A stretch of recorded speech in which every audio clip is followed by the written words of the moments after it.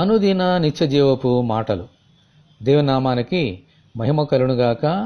దేవుని వాక్యాన్ని చదువుకుందాము. సమయము పోనీయక సద్వినియోగము చేసుకొనుచు సంఘమునకు వెలుపటి వారి ఎడల జ్ఞానము కలిగి నడుచుకొనుడి. కొలస్సీలకు రాసిన పత్రిక 4వ అధ్యాయము 5వ వచనం. మన ప్రభు అయిన యేసుక్రీస్తు మరలా త్వరలో ఈ భూలోకానికి మేఘారూఢుడే రాబోతున్నారు. దొంగ ఎప్పుడు వస్తాడో మనకు తెలియని విధముగా ప్రభు ఎప్పుడు వస్తారో కూడా మనకు తెలియదు. అందుచేత సమయమును వృధా చేయక సద్వినియోగము చేసుకొనుచు ఈ లోకములో మనము జాగ్రత్తగా జీవించాలి. ముఖ్యముగా సంఘము వెలుపటి వారి ఎడల జ్ఞానము కలిగి నడుచుకోవాలి. ఎందుకంటే ప్రభు వచ్చినప్పుడు ఆయన యందు విశ్వాసం ఉంచని వారంతా తీర్పులోనికి రావలసిన అగత్యము ఉన్నది.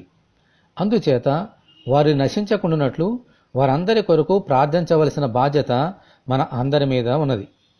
దేవుడు అనుకూల సమయం ఇచ్చినప్పుడు జ్ఞానయుక్తముగా వారికి సువార్తను తెలియజేయవలసిన భారము కూడా మన మీద ఉన్నది. అట్టి కృప దేవుడు మనకు దయచేయునుగాక. ఆమెన్.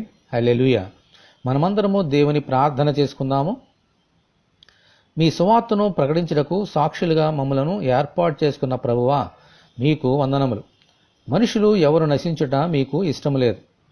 మనుషులందరి కొరకు వారి రక్షణ కొరకు భారంగా ప్రార్థించినట్లు అనుగ్రహించమని, ఈ వాక్యం వింటున్న నీ బిడ్డలందరినీ అలాగున దీవించమని ప్రభువైన యేసుక్రీస్తు ద్వారా ప్రార్థన చేస్తున్నాము తండ్రి.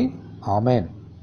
తండ్రి అయిన దేవుని నుండి ప్రభువైన యేసుక్రీస్తు నుండి సమాధానమును విశ్వాసముతో కూడిన ప్రేమయును మనకందరికీ కలుగునుగాక. ఆమెన్. పరిశుద్ధ దేవుని మందిరము.